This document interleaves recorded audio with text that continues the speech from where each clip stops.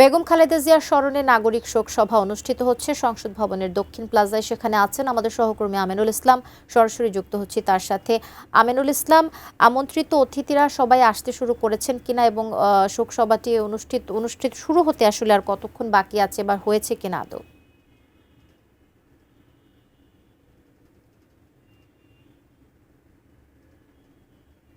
আমিনুল। আজকে জাতীয় সংসদের দক্ষিণ প্লাজায় বেগম খালেদা জিয়ার স্মরণে নাগরিক শোক সভার আয়োজন করা হয়েছে। নাগরিক শোক সভাটি আজকে আনুষ্ঠানিকভাবে মাত্র শুরু হলো।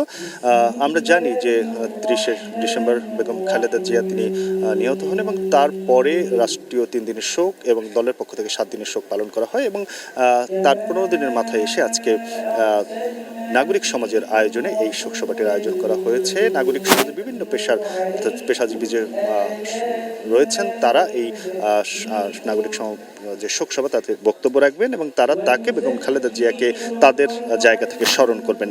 দলের নেতাকর্মীদেরকে দাওয়াত করা হয়েছে, তারা দর্শক সারিতে রয়েছেন।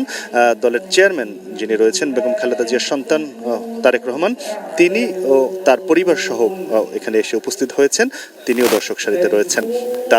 তিনিও আজকে যে আলোচনা সেটি শুনবেন। বিভিন্ন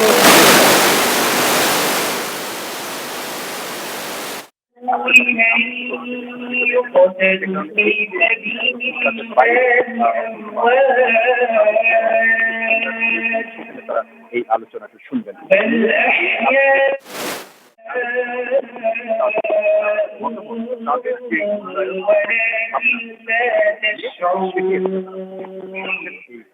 শোক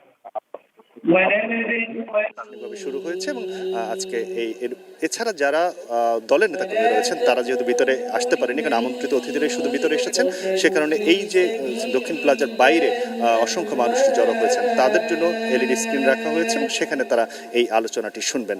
মূলত এই আজকের আলোচনায় নাগরিক সমাজের পক্ষ থেকে তাদের মতামত বা তাদের যে মূল্যায়ন, তাদের যে ভাবনা বেগম খালেদা জিয়াকে নিয়ে, সেটি আসলে তারা ফুটিয়ে তুলতে চাচ্ছেন। এই শোক একটি আবহাওয়ার মধ্য দিয়ে তারা বেগম খালেদা জিয়াকে স্মরণ করছেন। এই ছিল আমার কাছে সংসদের দক্ষিণ প্লাজায় 3 বারের প্রধানমন্ত্রী বেগম খালেদা জিয়াকে স্মরণ করে যে নাগরিক সভার আয়োজন করা হয়েছে, শোকের সভার আয়োজন করা হয়েছে তার